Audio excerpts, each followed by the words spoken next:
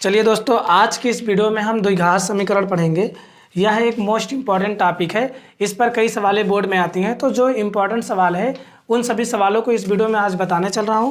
तो चलिए वीडियो को शुरू करते हैं और देखते हैं पहली सवाल।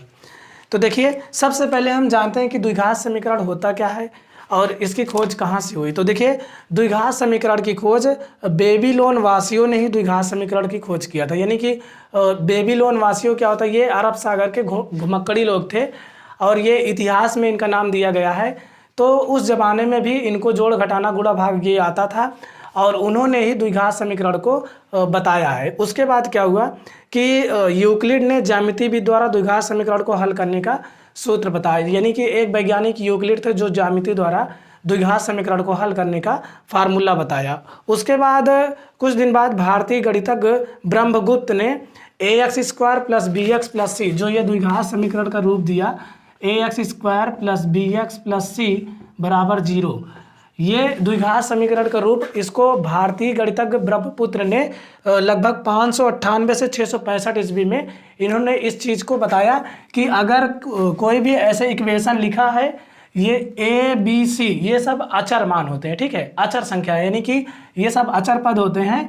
और जो x का घात 2 है, अगर यहाँ पर x की वेरिएबल 2 है, यानी कि जो x की पावर 2 है, अगर यहाँ पर किसी संख्या की घात 2 है तो वह द्विघात समीकरण कहलाएगा। और इसको भारतीय वैज्ञानिक यानी कि जो ब्रह्मगुप्त हैं, उन्होंने इस सूत्र को प्रतिपादित किया, यानी इस सूत्र को उन्होंने बताया कि द्विघात समीकरण को हल करने का यही फार्मूला लगाएंगे, इसी से द्विघात समीकरण हल किया जाएगा। इसके बाद क्या हुआ कि इसके बाद श्रीधराचार्य जो 1025 ईस्वी पे आए, उन्होंने एक सूत्र मतलब कि श्रीधराचार्य जो हैं वो 1025 ईस्वी में आए, उन्होंने भी एक सूत्र को बताया। कहा कि जब कोई भी इक्वेशन यानी जब भी कोई समीकरण अगर वो इस सूत्र से नहीं लग पा रहा है तो उसके लिए द्विघात यानी श्रीधराचार्य सूत्र लगाएंगे तो वो सवाल हल हो जाएगी। श्रीधराचार्य सूत्र क्या होता है, देखिए, -b + -√b² - 4ac पूरे का बटा 2a, ये श्रीधराचार्य सूत्र है। इन्होंने बताया कि अगर जब भी कोई इक्वेशन अगर हल नहीं हो रहा है तो इस सूत्र पे लगाइए तो उसका मान निकल जाता है। तो हाँ, उसके बाद क्या हुआ कि एक विधि और इसकी बताई गई कि जो द्विघात समीकरण है इसको हल करने की 3 विधियां हैं, ठीक है। पहला नंबर तो है गुणनखंड विधि, और दूसरा है कि हम श्रीधराचार्य सूत्र लगाकर कर सकते हैं, तीसरी विधि है पूर्ण वर्ग बनाकर, ठीक है। तो आज की इस वीडियो में हम प्रश्नावली 4A पे पढ़ने चल रहे हैं। 4A में क्या है कि हमको बताना है कि कौन कौन से समीकरण द्विघात समीकरण है। तो आप बस एक चीज़ ध्यान रखना है इसमें आपको कि जो इक्वेशन रहे अगर उसमें एक यानी कि उसकी वेरिएबल जो घात है, जो वेरिएबल इसकी घात अगर 2 रहे तो समझ लीजिए वो द्विघात समीकरण है। अगर 2 से ज़्यादा रहे तो वह द्विघात समीकरण नहीं होगा, और 2 से कम रहे तब भी नहीं होगा। अगर मान लीजिए जैसे x + 2 रहे बराबर 0, ये कह दे कि ये द्विघात है कि नहीं है, तो ये द्विघात समीकरण नहीं होगा, क्योंकि इसकी पावर 1 है और 1 रहेगी तो द्विघात समीकरण नहीं कहलाएगा, ठीक है। चलिए हम प्रश्नावली में देखते हैं, वहाँ से आपको क्लियर हो जाएगा कि कौन सा द्विघात समीकरण है और कौन नहीं है। चलिए देखते हैं, पहले देखते हैं। देखिए, हम यहाँ पर एक सवाल लिखे हैं। पहली सवाल, इसको देखकर इसको हल करके हमको बताना है कि क्या यह द्विघात समीकरण है या नहीं है। पहले इसको आप हल कर लेना, नहीं तो यहाँ से सोचो कि घात 2 लगी है तो ये द्विघात समीकरण हो जाएगा। पहले इसको आप हल करेंगे, उसके बाद जो आएगा उसी से आपको बताना है। तो यहाँ पर देखिए x + 1 का होल स्क्वायर है, तो हम जानते हैं a + b का होल स्क्वायर फार्मूला क्या होता है। इसका फार्मूला होता है a² + b² + 2ab, या फिर आप a² + 2ab + b² भी कर सकते हो, ठीक है। तो यहाँ पर यही फार्मूला हम लगा देंगे, a + b की जगह यहाँ पर x + 1 लिखा है, तो यहाँ पर हम करेंगे तो क्या हो जाएगा, x का स्क्वायर, और 1 का स्क्वायर 1 ही होगा, 1 पर चाहे जितनी घात रहे उसको 1 ही होता है, प्लस 2 कहाँ से आएगा, सूत्र से x × 1, या देखो 2ab है तो x × 1 यानी 2x हो जाएगा, ठीक है, बराबर। अब इसका मल्टीप्लाई करेंगे, 2 × 9 2x - 2 से इसमें भी 2 × 3 = 6, ठीक है। अब इन दोनों को हम पक्षांतर करके इधर ला लेते हैं, तो x² + 1 + 2x, ये इधर आएगा -2x, इधर आएगा प्लस में हो जाएगा बराबर 0।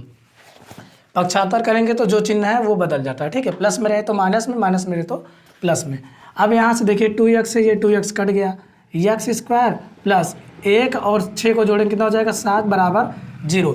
देखिए इसमें एक चर पद है और इसकी घात कितनी है 2 है। अगर एक चर पद है उसकी घात 2 रहे और कोई ज़रूरी नहीं कि इसमें तीनों अंक रहना चाहिए। आप ये समीकरण पढ़ो ax² + bx + c = 0। जरूरी नहीं है कि 3 पद रहे तभी द्विघात समीकरण होगा, इसमें 2 पद रहना चाहिए। अगर इसमें घात 2 है, बस आपको यही देखना है, अगर इसमें घात 2 है तो ये द्विघात बहुपद कहलाएगा, अगर घात 2 नहीं है द्विघात बहुपद नहीं कहलाएगा। तो यह क्या है, द्विघात बहुपद है। ठीक है, यह द्विघात बहुपद है। चलिए एक सवाल इसमें की ओर देख लेते हैं, उसके बाद आप करिएगा। अगर नहीं आएगी तो कमेंट कीजिए, मैं आपको ज़रूर बताऊंगा।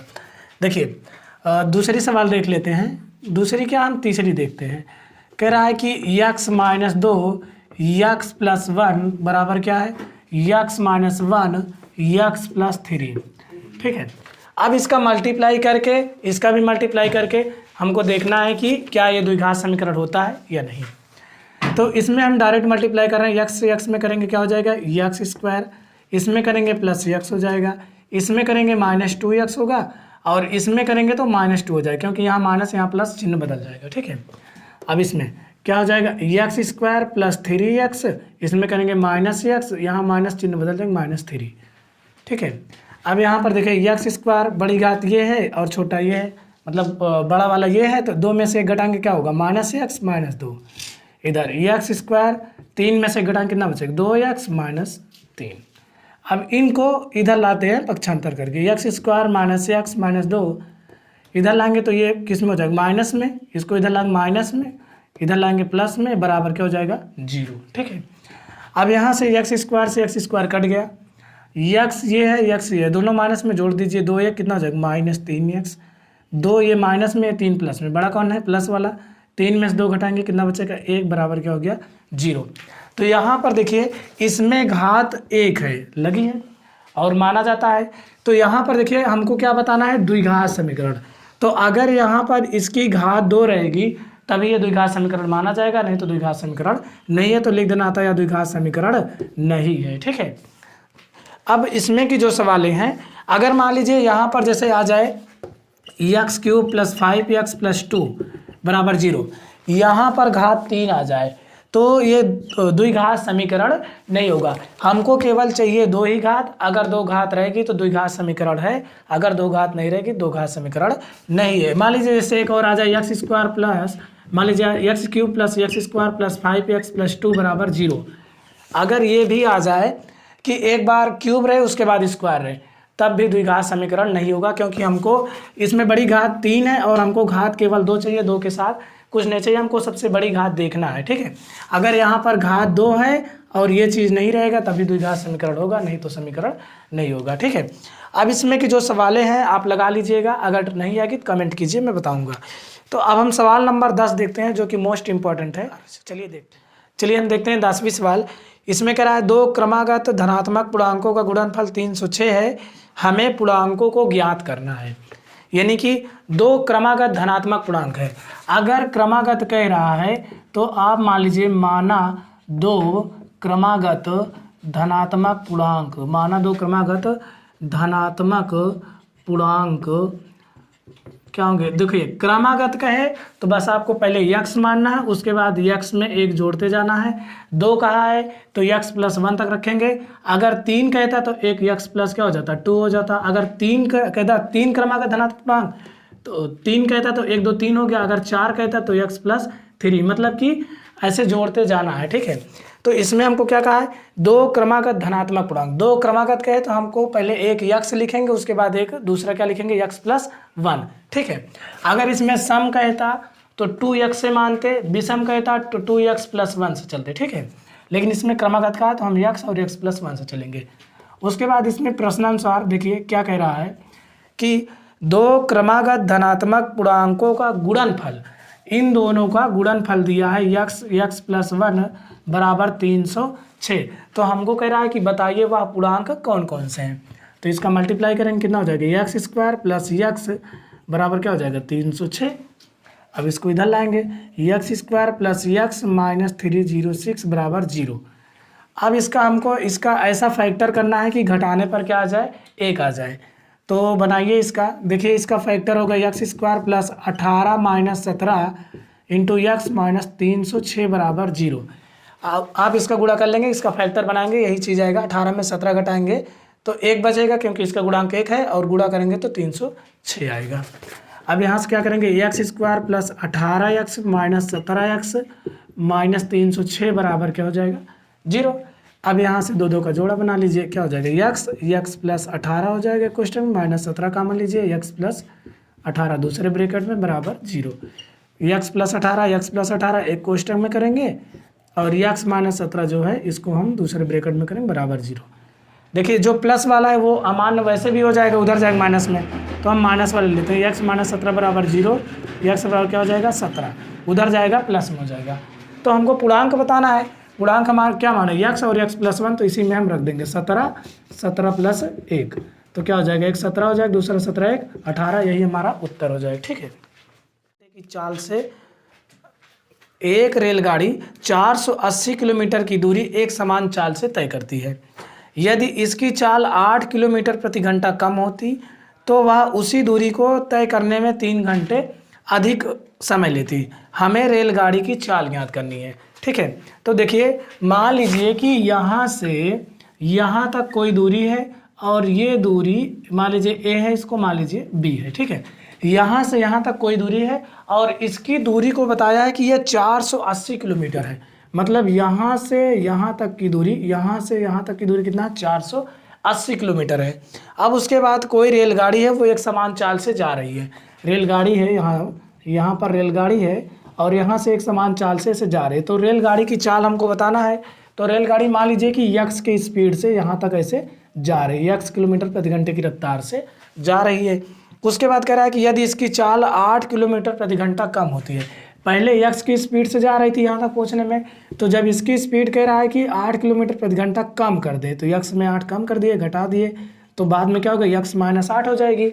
तो कह रहा है कि उसे 3 घंटे ज़्यादा समय लगते हैं। मतलब जो 480 किलोमीटर दूरी है, इसे तय करने में 3 घंटे अधिक लग रहे हैं। 3 घंटे क्या लग रहे हैं, अधिक लग रहे हैं। तो हमसे पूछ रहा है रेलगाड़ी की चाल क्या होगी, रेलगाड़ी की चाल क्या होगी। तो यहाँ पर देखिए सबसे पहले दूरी देखेंगे, दूरी कितना है, हमारी दूरी है 480 किलोमीटर। इसी दूरी को ये तय कर रही है गाड़ी। ठीक है, तो यहाँ से एक फार्मूला क्या निकलता है, समय बराबर क्या होता है, दूरी बटा चाल। दूरी बटा क्या होता है, चाल। यहाँ पर 2 कंडीशन है। पहले रेलगाड़ी की चाल देखिए 480 किलोमीटर दूरी है, और चाल इसको ले लेते हैं x माइनस 8 किलोमीटर प्रति घंटा। दूसरे में पहले क्या है, 480 की स्पीड से चल रही है, और चाल इसकी क्या है, x है। ठीक है, उसके बाद कह रहा है कि अगर 480 की स्पीड से चल रही है, जब इसकी चाल 8 किलोमीटर प्रति घंटा कम कर दिए, तो इसे 3 घंटे ज़्यादा टाइम लगते हैं। तो 3 इसमें जोड़ दीजिए। ठीक है, अब इसको हल कर लीजिए, 480 बटा x माइनस 8, इसको इधर लाएंगे माइनस 480 बटा x बराबर क्या हो जाएगा 3। ठीक है, अब इन दोनों का एलसीएम कर लीजिए, क्या होगा x माइनस 8, x और x माइनस 8, ये इससे कट जाए क्या बचेगा 480 x हो जाएगा, माइनस ये इससे कट जाए क्या बचेगा x माइनस 8, तो इसमें गुणा कर देंगे क्या हो जाएगा 480 x माइनस 8 से गुणा करेंगे इसमें, तो यहाँ पर माइनस है तो ये प्लस हो जाएगा। तो क्या हो जाएगा 8 0 0 8 8 64 की 4 हासिल 6 8 चौक 32 32 6 38। देखिए 8 0 0 8 8 64 8 चौक 32 6 38 बराबर क्या हो जाएगा 3। ठीक है, तो यहाँ पर ये से ये मतलब कट गया, 480 से 480 कट गया, इसका बटा 1 मान लेंगे। अब देखिए यहाँ पर 3840 बटा क्या बचा x माइनस 8 बराबर क्या हो जाएगा 3, इसका बटा हम 1 मान लेते हैं।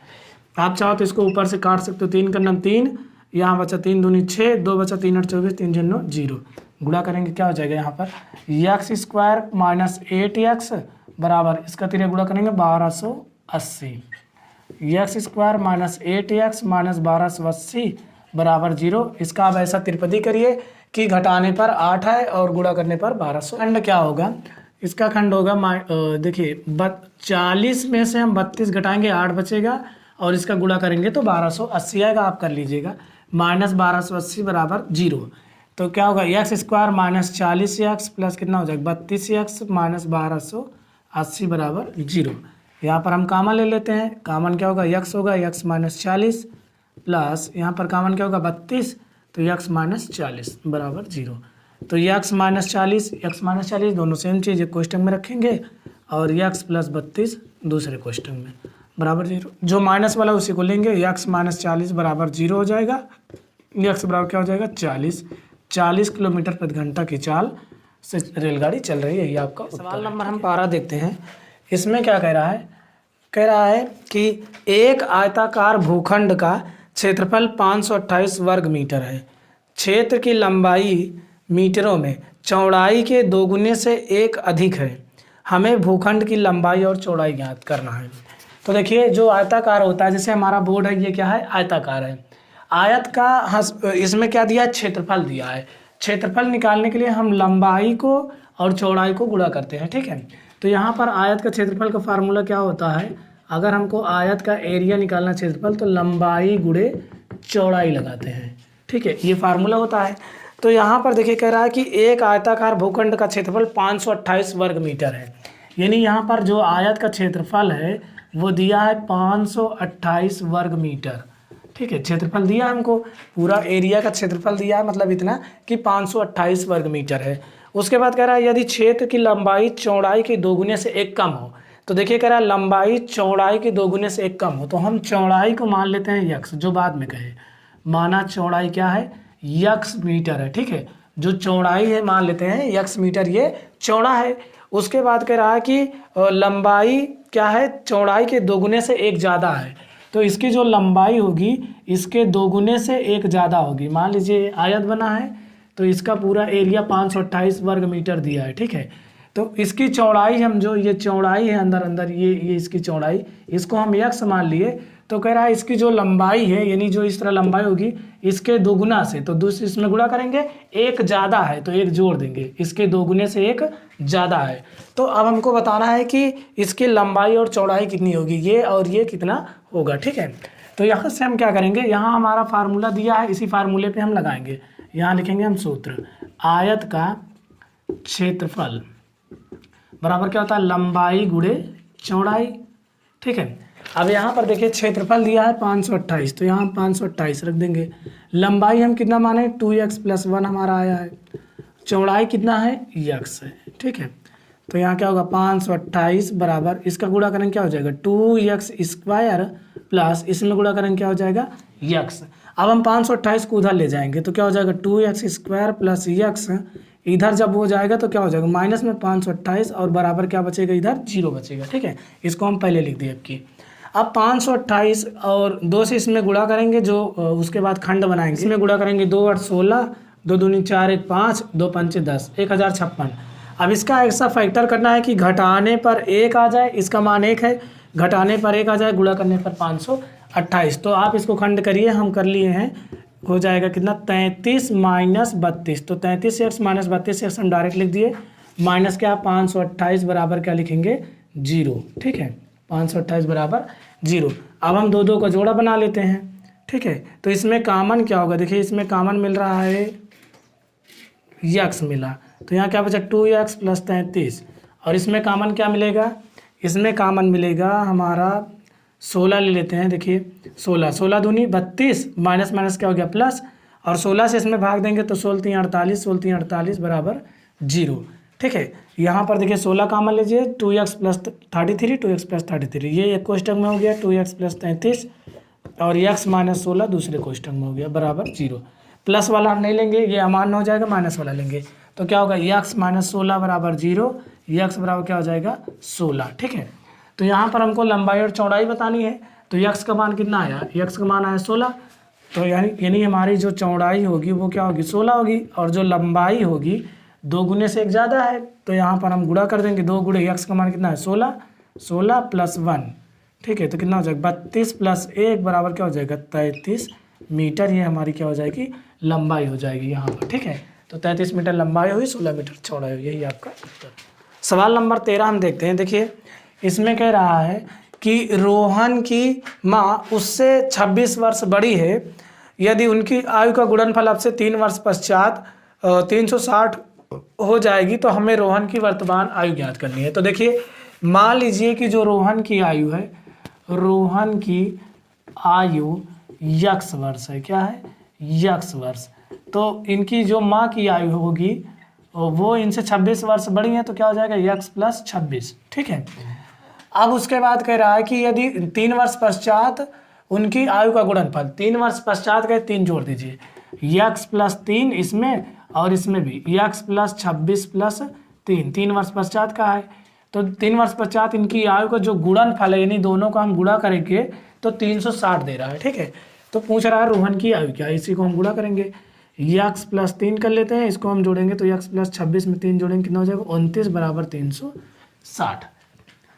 तो अब यहाँ से इसका मल्टीप्लाई करेंगे क्या होगा, x square plus 29x plus 3x plus 29 त्रिक 87 बराबर क्या हो जाएगा 360। इसको इधर लाएंगे, एक्स स्क्वायर प्लस 29 में 3 जोड़ेंगे 9 3 12 2 3 32x प्लस 87 इधर आएगा माइनस 360 बराबर 0। ठीक है, अब यहाँ से क्या होगा, एक्स स्क्वायर प्लस 32x ऐसे लिखेंगे, इसको घटाएंगे, 10 में से 7 गए 3, 15 में से 8 गए 7, यहाँ बचे 2 बराबर 0। इसका हम 273 का ऐसा खंड करेंगे कि घटाने पर क्या आ जाए 32 आ जाए। तो यहाँ पर देखिए 273, 3 से कटेंगे 3 9 27, 3 का नाम 3, तो फिर उसके बाद 7 से काटेंगे, 7 का नाम 7 7 त्रिक 7 का नाम 7 7 त्रिक 21 13 13 का नाम 13। तो देखिए 7 त्रिक 21 और 21 प्लस 13 प्लस करने पर आ रहा है ना 34 आ रहा है, 13 से 91 13 39 माइनस 7 करेंगे तो 9 में से 7 गए 2, यहाँ पर 2, ठीक है 3। तो यानी कि हम इसका मल्टीप्लाई 13 39 माइनस 7 करेंगे तो घटाने पर 32 आ रहा है। तो यहाँ पर x square plus 39 minus 7 into x minus 273 बराबर 0 हो गया। ठीक है, तो क्या हो जाएगा, x square plus 39x minus 7x minus 273 बराबर 0। दो दो का जोड़ा बना लेंगे, x plus 39 minus 7 x plus 39 बराबर 0। अब देखिए ये दोनों एक कोष्टक में हो जाएंगे, एक्स प्लस 39 और एक्स माइनस 7 दूसरे कोष्टक में बराबर 0। जो प्लस वाला है इसके कोई मतलब नहीं है, उधर जाएगा माइनस में जाएगा, माइनस वाला लेते हैं, एक्स माइनस 7 बराबर 0, एक्स बराबर क्या हो गया 7। यही मान्य है। रोहन की और पूछ रहा है, रोहन की आयु क्या है, एक्स का मान 7, रोहन की आयु 7 वर्ष, ये आपका उत्तर है। तो यहाँ पर 4A आपका चैप्टर समाप्त हो गया है। इसके आगे का चैप्टर आपको अगला वीडियो में मिलेगा। तब तक अगर आप हमारे चैनल पर नए हैं तो हमारे चैनल को सब्सक्राइब कीजिए, वीडियो को लाइक कीजिए। वीडियो देखने के लिए बहुत बहुत धन्यवाद।